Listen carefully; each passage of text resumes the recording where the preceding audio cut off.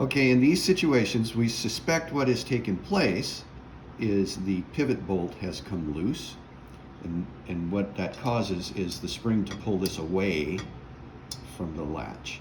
So if you tighten this pivot bolt up, if you tighten this pivot bolt up,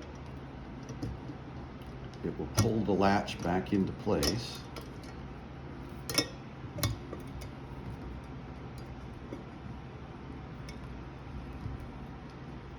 But there's a fine line here.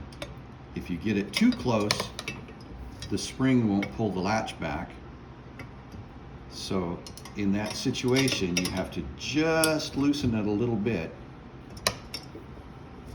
and the spring can pull it back like that.